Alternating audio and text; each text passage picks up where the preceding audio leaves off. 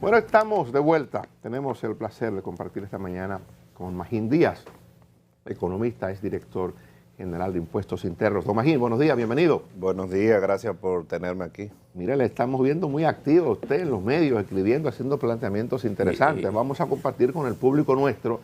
Quisiéramos de entrada que nos haga una proyección. ¿Cómo ve usted el tema de la recuperación económica? ¿Qué tan posible sería y qué cosas deberíamos hacer para que esto se logre?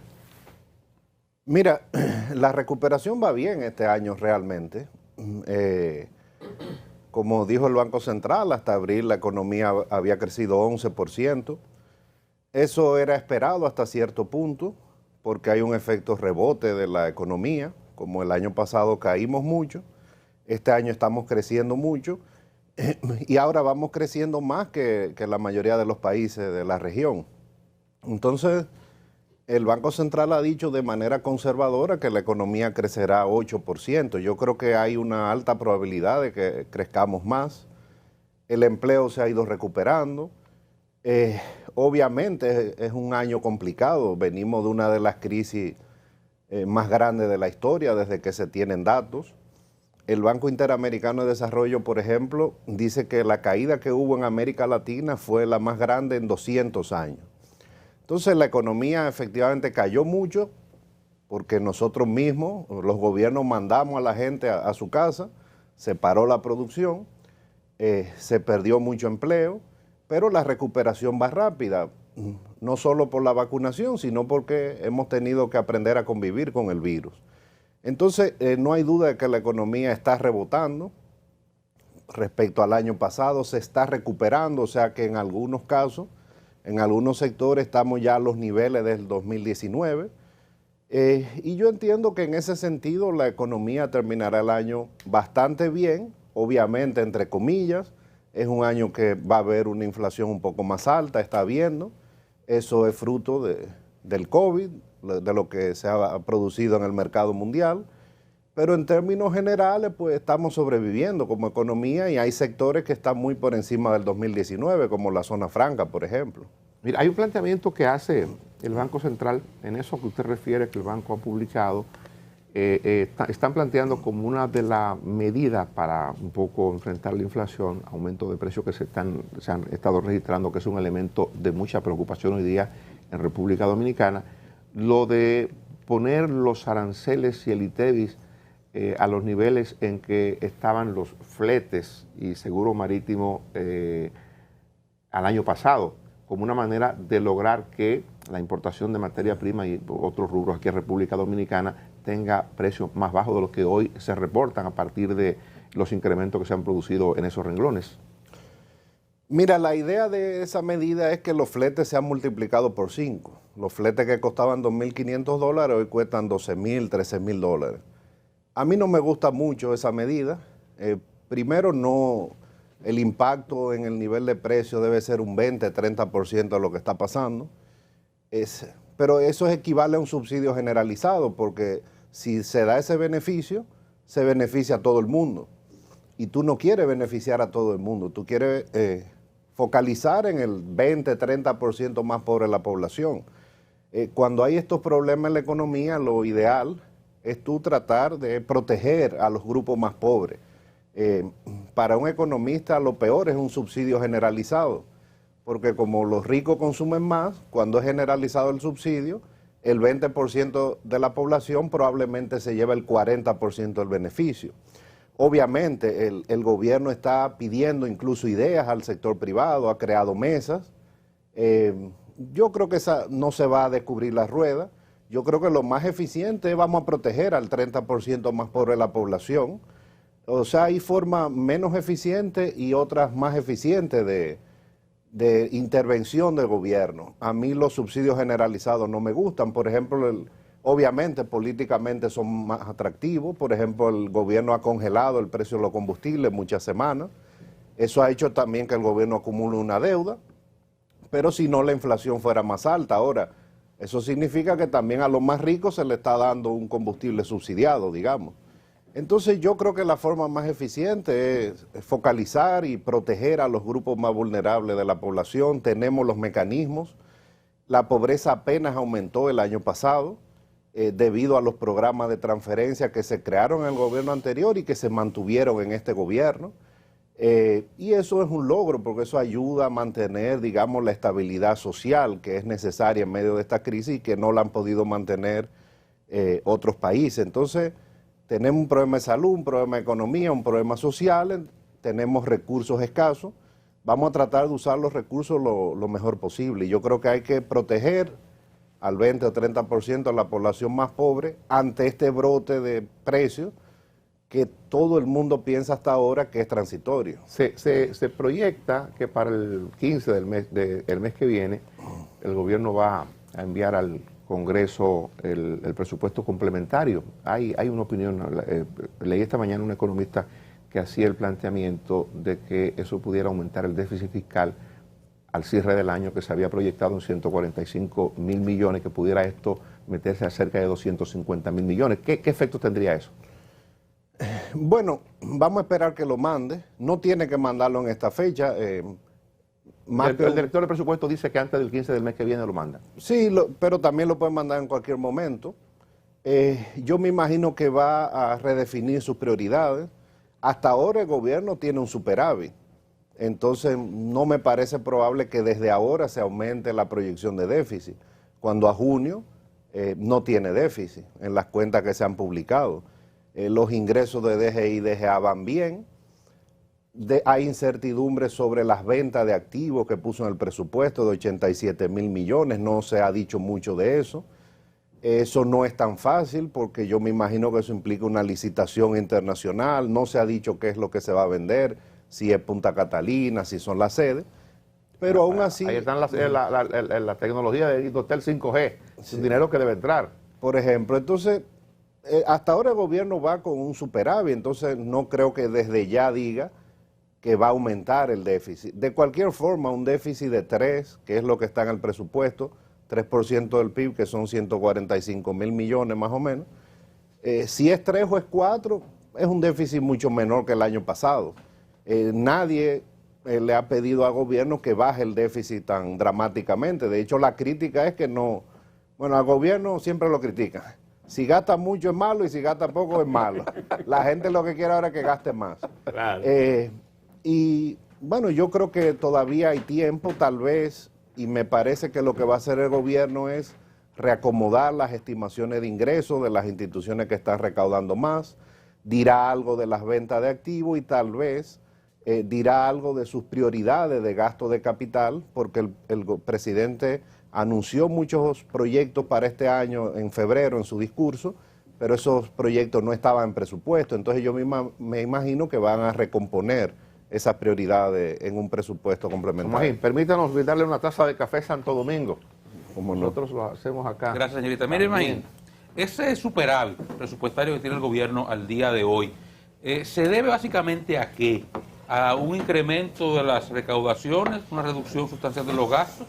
Una combinación de ambos, que imagino que será lo más cercano a la verdad, pero sobre todo, ¿dónde están esos impactos en los ingresos? O sea, ¿qué está pasando? Que se está recaudando más, incluso con relación al 2019, y dónde se ha impactado el gasto, porque es que hemos dejado de gastar mal o simplemente hemos dejado de gastar. Bueno, es una combinación, como tú dijiste, los ingresos van bien con respecto al presupuesto de DGI y de DGA.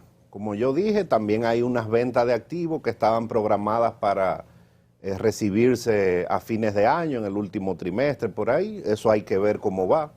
Muy optimista. No es fácil vender activos de gobierno por esa magnitud. Depende. Pero los ingresos sí van bien. ¿Y si es la mitad de la de Jaina y Itaú? Bueno, eso tendrá que ser... al socio, no hay que licitarlo. Correcto, eso habrá que ver. Y eso vale mucho dinero. Vale. No sé si vale más de $1.000 millones. Entre las dos. Hay que ver, hay que hacer la valoración, pero hay que comunicarle al país. Si se hace, hay que transparentar eso, ¿verdad? Claro. En esta época de la transparencia. Hay que explicar. Ahora los ingresos van bien, la economía está creciendo mucho. En términos nominales, por ejemplo, Si la economía crece 10 y la inflación promedio es 6 o 7, pues es una economía que está creciendo la actividad económica en términos nominales 16, 17. Va a crecer 10 este año. Es posible, es muy posible. ¿Ha visto, Magín, lo de la ejecución presupuestaria? Hay algunos que dicen que ha sido lento el gobierno con respecto a la ejecución presupuestaria, que a la mitad de año se ha ejecutado menos del 40% del presupuesto. Bueno, el gasto corriente, el tema es, en el presupuesto el gasto corriente era 85% del total, más o menos, y el gasto de capital 15%. Un gasto de capital en el presupuesto realmente bajo, unos 120,000 millones de pesos. El tema es que a la fecha casi no ejecutado.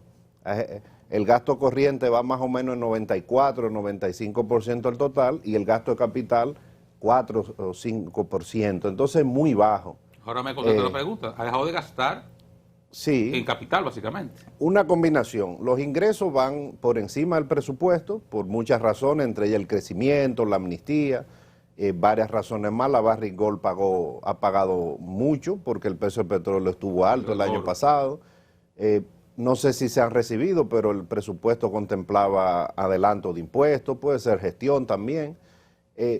Ahora, el otro tema es el gasto de capital, que viene muy bajito, de un presupuesto que ya es bajo. Si el gobierno gasta 2,5 o 3% del PIB, que es lo que está presupuestado de inversión, eso es bajo.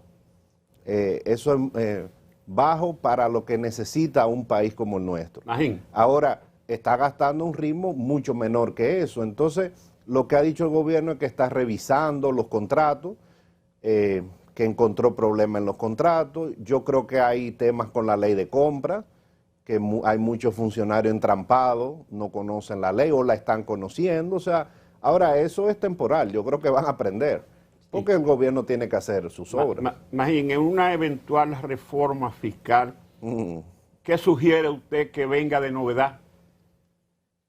Bueno, mi época de sugerir ya pasó, a mí me gusta analizar, ya que el gobierno que ponga sus impuestos. Y si es de sugerir, ¿usted aceptaría contratación de asesor? No, lo hacemos por cortesía, pero... ¿Lo aceptaría? Sí, no, por cortesía, sí, profesional, si me pregunta. No tiene ninguna inquietud. Mira, el tema es que primero yo creo que el Estado, no el gobierno, el Estado dominicano, tenemos que definir qué Estado que queremos. El Estado que queremos, de hecho, se definió en la estrategia de desarrollo hace 8 años, en el 2012, hace más. Y decía que para esta fecha teníamos que tener un Estado mucho más grande y creciendo gradualmente desde el 2012 al 2024. Un Estado que fuera creciendo mirando a los países más desarrollados de América Latina, mirando ya a España también, etcétera. Y para este año, pues se preveía en esa estrategia un ingresos tributarios de alrededor de un 19-20% del PIB. Y recaudamos 13-14%. Entonces, primero hay que cambiar la estrategia de desarrollo, eso el gobierno tiene que planteárselo con la sociedad. Queremos más gasto en salud, ahora habrá que replantearse. Yo espero que el COVID pase o ahora. Queremos seguir gastando 1.5, 1.6% en salud, queremos más seguridad, queremos más Estado o no. Queremos bajar el déficit, estabilizar la deuda, o sea, queremos ir a un superávit. Con estos ingresos es difícil porque pónganse en la posición de un ministro de Hacienda. Recauda 13% del PIB, tal vez 14% con los ingresos no tributarios. Tiene que gastar 4 en educación y 4 en intereses. Ya van 8. Le quedan 6 puntos del PIB para todo, para inversión, para salud, para seguridad. Entonces realmente no dan los recursos. Entonces primero hay que definir qué queremos y después, bueno, cómo recaudamos, qué sistema tributario queremos. ¿Queremos ir a un país desarrollado? Bueno, entonces la gente tiene que entender que hay que pagar mucho más de impuestos a la renta personal. ¿Por qué? Aquí se dice mucho, no, los impuestos son indirectos la mayoría, porque 2/3 partes de la recaudación vienen de impuestos indirectos. En los países desarrollados no es así, es menos esa proporción, pero no es porque los indirectos son bajitos, es porque el impuesto a la renta personal es mucho más alto, recauda mucho más, que es la gran diferencia entre América Latina y los países desarrollados. En los países desarrollados, el impuesto a la renta personal recauda 2, 3 veces más de lo que se recauda acá. Entonces, Colombia, ¿qué hizo en su intento de reforma? Ya Colombia es parte de la OCDE, que es el club, digamos, de los países ricos. Dijo, yo quiero parecerme a Europa en el sistema tributario, quiero recaudar más del impuesto a la renta personal. Esa era la reforma, básicamente, no era del IVA, el IVA era un poquito de la reforma, pero la mayoría era impuestos sobre la renta. 3/4 partes. Pero no le salió bien. No. Ahora, entonces, no queremos recaudar impuestos a la renta personal, que es el principal impuesto, bueno, habrá que seguir recaudando impuestos indirectos. Entonces, esa es la discusión. A mí lo que, digamos, me preocupa es que en 2 o 3 meses no pueda haber una gran discusión con la sociedad. ¿Y usted cree que no hay el escenario como para que dentro de 2 o 3 meses se pueda estar discutiendo el posible pacto fiscal? Bueno, el tema es cuánto lleva una discusión real. El gobierno decía al principio que quería una reforma como la del año 1992, que fue la mejor, yo la conozco bien, pero esa reforma se discutió durante 1 año y medio, vinieron los expertos tributarios del mundo encabezados por la gente pacto de de solidaridad Harvard. económica. Se duró 2 años, vinieron técnicos expertos en aduanas, para reformar Pero 2 también años ahora es impuestos. mucho. Entonces, en 2 o 3 meses no se discute un pacto fiscal. El pacto eléctrico, ¿cuánto se tomó? 3 años. Entonces, ahora el gobierno tiene su mayoría. En el Congreso podría imponerla. Esa es una opción. Es evidente, perdón, es evidente que si eso se va a discutir, ustedes como partido político, usted viene del Partido de la Liberación Dominicana como técnico de ahí, me imagino que el PLD habrá de consultar a sus expertos en el tema y usted será un agente a consultar. No sé si ustedes conocen algún borrador, dice que hay un borrador que se está socializando, que el equipo económico del gobierno ya lo tiene elaborado, el borrador para enviarlo al CES, para discutirlo. ¿Conoce usted sobre eso o sabe si alguien del Partido de la Liberación Dominicana tiene una propuesta?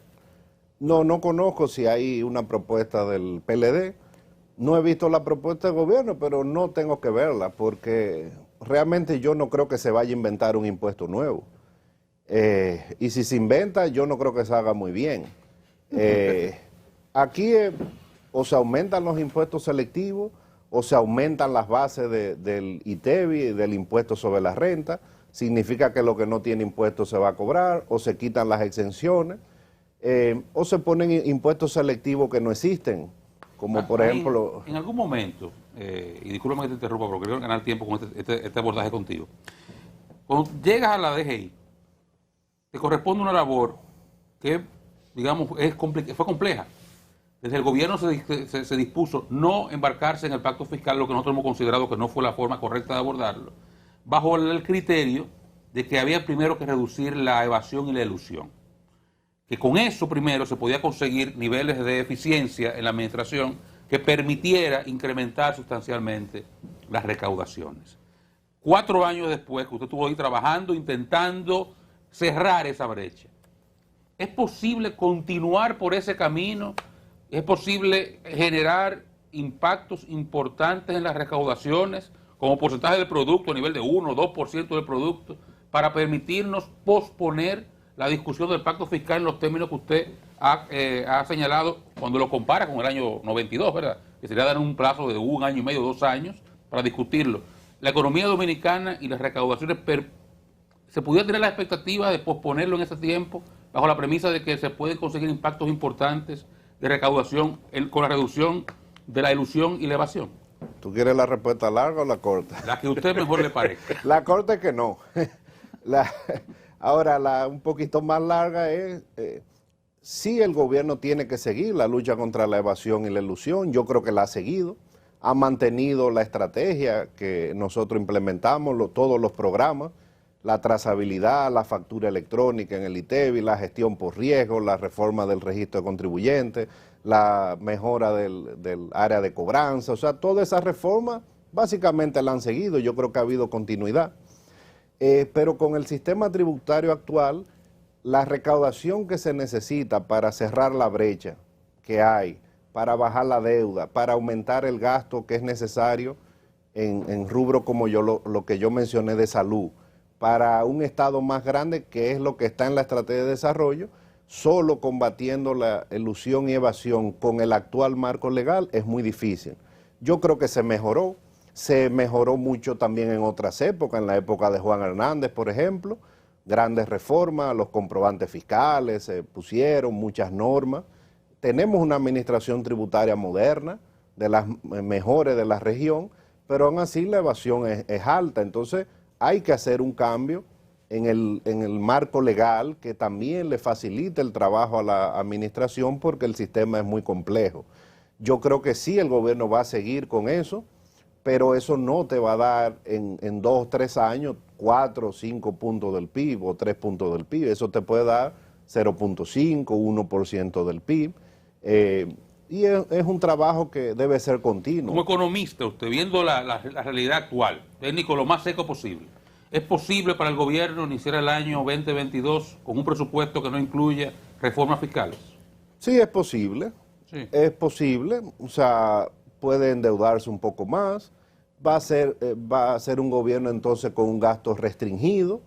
El presidente tendrá que revisar pues su programa de gobierno, porque tenemos una inversión deprimida. Y usted está al tanto, imagino, desde hace tiempo, de las preocupaciones de los inversionistas internacionales, los tenedores de bonos y las agencias calificadoras con la sostenibilidad de la deuda dominicana.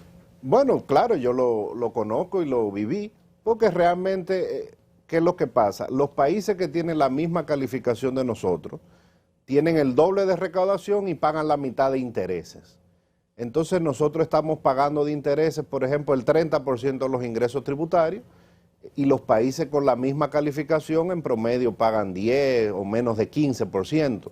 Entonces, ¿qué es lo que están viendo? Espérate, ya tú tienes el 30% que va de los ingresos, que va a educación, casi el 30% va a intereses, en el resto... ¿Cómo lo vas a pagar?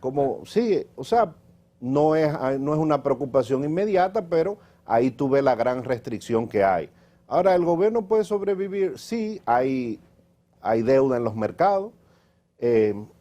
Mientras las tasas de interés estén cero en los países desarrollados, los países que vendan su deuda a 5 o 6% van a poder colocar. El presidente, por lo que ha demostrado, está muy consciente de las restricciones macroeconómicas, o sea, él no va a tener un déficit aloqueteado.